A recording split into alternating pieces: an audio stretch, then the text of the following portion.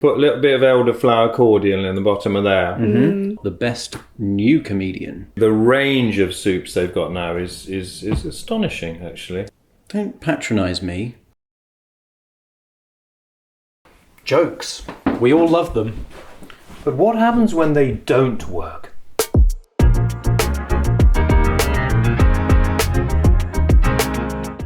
I'm Charlie Bowers. And I'm Walter Jack. Watch us now as we work with one lucky comedian. Transforming subpar material into comedy gold. Welcome to the Joke Clinic. How are you doing, Charlie? I'm alright, thank you. How are you doing? Pretty good. I've got a slight cough, actually. Yeah, I do as well. Sort. Do you? Yeah, hard to sort of clear my throat. Yeah. Good, are you enjoying it? Yeah, it makes a difference, doesn't it? It's something else, isn't it? Sometimes if I don't have anything to say in a conversation, I'll just clear my throat for a while. And that fills the silence. Saves awkwardness, doesn't it? Your moustache is coming along nicely. Thank you. Thanks for noticing.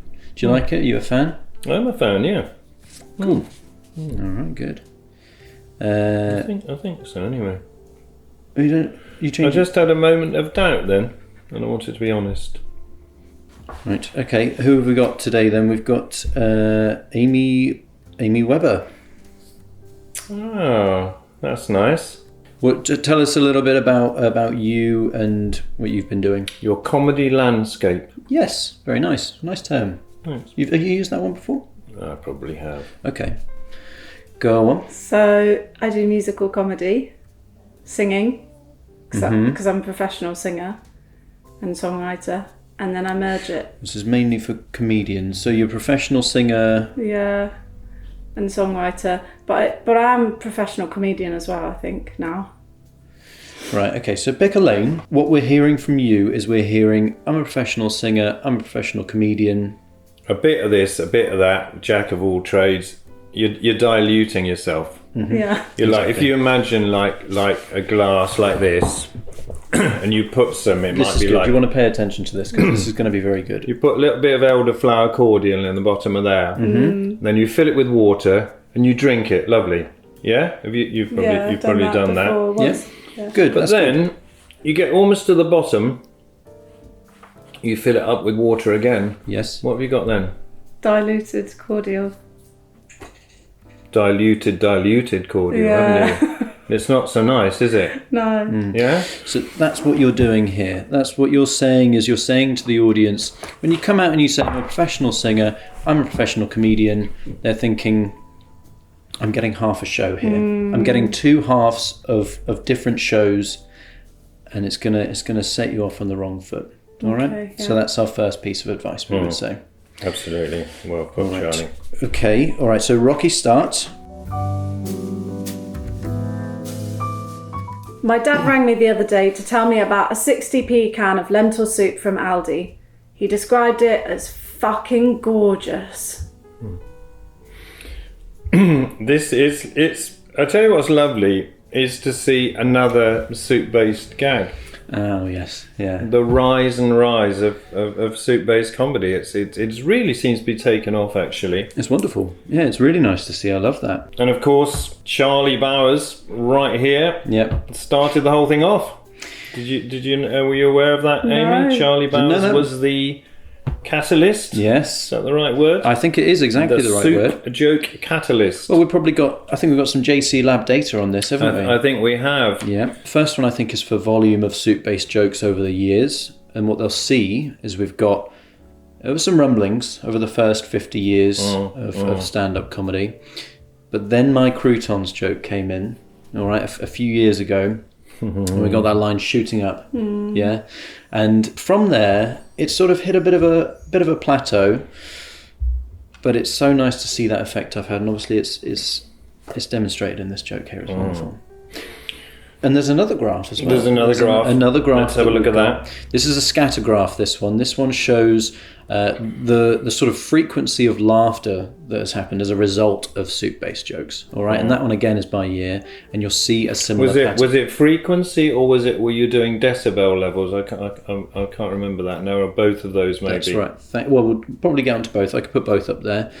But that's also very interesting to see, because you can see the different patterns in the data there. And I think Charlie gets you'll probably be able to see that there. Charlie's joke gets the loudest laughs of all. I think I wasn't going to point out so specifically, nice. So but well yes, done, it did. Well done, it did, Charlie, yes. on that. And then we've also got another graph, and that shows JC Lab. They went into the supermarket industry, and they pinpointed the purchase volumes of soup, the product, and that also has had an effect. And it's hard to say whether that's sort of a feedback loop of the jokes causing the purchase of soup. I think you have to take some credit for that, Charlie, because I was in. We've got an Asda right by here, and I was in the soup aisle only the other day, as I quite often am, honestly. Yeah. No shame in that, is there? No, none at all. And the range of soups they've got now is astonishing, actually. And yes. So that's they probably set out to sort of diversify the range of soups that they've got because they saw that the demand was there. All right. So you're a part of that in a small way. How does that feel to be part of the soup revolution? Really good. Yeah. Good. That's great. That's nice. What were we talking about? When I was a kid, I used to have. Actually, should we do announce the Joke Clinic Awards? Yes, I think we should. I'm looking forward to this. Great. Okay, it's coming up to that time of year where the Joke Clinic Awards are happening, and the voting is now open, isn't it? Well, literally right now. And we've got a new category this year, haven't we? Yes. So last year, the inaugural awards, we had one category. It was the Best Comedian of the Year. But this year, we've got the Best New Comedian. All right? So what's the entry criteria for that? Right. We're looking at? I'm glad you asked. That's well, we're going to try and keep it very, very open because I hate it when they kind of box it all in. So new comedian.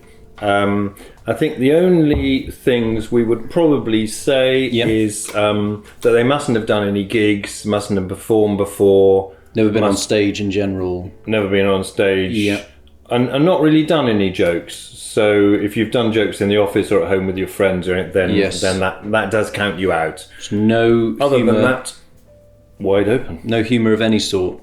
No. So if you've ever thought about making a joke, that probably also... I'm afraid it does. Okay. So what about if they've watched a sitcom or... Also no. It's a new comedian, but the problem that So they're not going to enter for this because then they'll be aware of a comedy competition, which is also... Yeah, of course, yeah. Okay, so... Can you nominate people? Yes, we will be out in the field. Good point. We will be out in the field on the streets searching for this person who's never heard of any humour. And they will be the person that we will pick. Absolutely. So, exciting times, yes. So look out for us if you've never laughed or heard a joke before. But if they're looking out for us, that means that they'll have watched this, which is comedy. That's true. So don't look out for us. Yeah. And don't tell anyone that you think might be suitable for this, because as soon as you do that, you've disqualified them. Yeah. Yeah. So be careful. You shot them in the foot. You've picked lentil soup. Well, that's what he picked. That's what he said.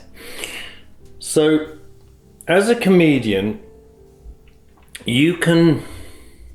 What's the right phrase? You can play with the truth, you know? Yeah. You're not a politician. You're not a surgeon. You're not a police officer. You're not a supermarket worker. Yeah. You're not a civil servant. Taxi driver. You're not a taxi. Well, you're not, are you? Are you a taxi driver? No. So you can. The point we're making is you can play with the truth. Yeah. So why don't we look at some other soups? Okay. And see if we can find the soup du jour. Yeah. Oh, lovely. That's a lovely. Yes. Carrot and coriander. Could do. Good thing with that is you've got the two cuss sounds. You're using that sort of, you're playing with the Perfect. vocals. All right. And so you do want to do that. You want to get those consonants in there. So carrot and coriander works very well. You could get a jerk chicken soup in there. That might be nice. A little bit of innuendo in there. Very nice. Always good Very in good a spot. joke. Unintentional, but often these things are. Pea and ham. Pea and ham. Pea and ham. Let's hear some of those. Let's project those in that singing voice towards the audience. Okay. Start with your lentil soup. How does that ring? How does it sound? Lentil soup. Yeah. Sound good? Lentil soup. Shall I try some of the others? Yes. So carrot and coriander. Already we Yeah. can feel it, can't we? Much better. Yeah. Yep. Pea and ham. Yeah. That's nice. Jerk chicken. Let's go for something a bit more complicated. Let's try a Moroccan spiced soup with, what else could we add to that? Tahini. Crouton. Tahini. A crouton as well. What did you say? Crouton. A crouton. All right, okay. Okay. You give that a go. So Moroccan spice soup with the crouton. Very good. That sounds Lovely. delicious. Actually, can you get? I haven't had that. Have you had that one? Yeah, it's lovely. Yeah, very good. Well, let's keep Carrot this and stick. That would be a funny flavour for a soup, wouldn't it? carrot stick. Wouldn't Yes. that be good? What sort of stick? Like a cinnamon stick or carrot? Yeah, it could carrot and be. cinnamon. But it's just funny, isn't it? Because carrot and stick, because you get carrot and coriander, and then carrot and stick. So it'd be funny, wouldn't it? It would be funny. Very nice. Nice addition. Very good. What about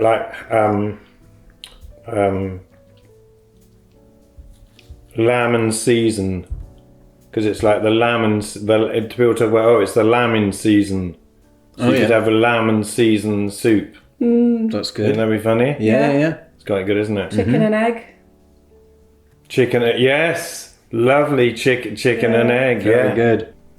Potato and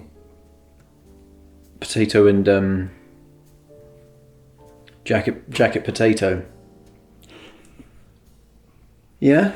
I think that's good, yeah. You could say jacket and potato. Jacket and potato. Yeah, you could. Yeah. That's the same as what I said.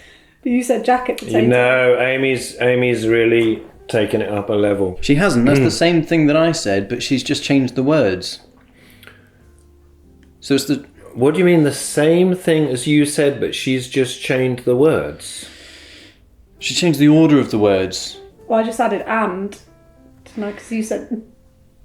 We would take away words. We're always saying we take away words, and that makes it better. Don't rile him because it's Yeah. slightly. It's You already, can add words to make I a can joke feel it's better. already a bit in that kind Okay, yeah. of. It's a little bit. In that kind of what? It'll be fine in a minute. Whew. So, Charlie, let's do one of your funny bits now.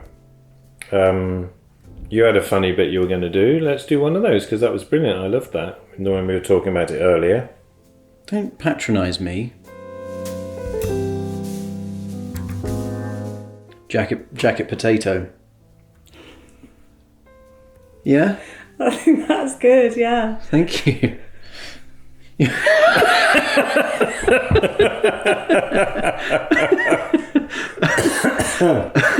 You don't like that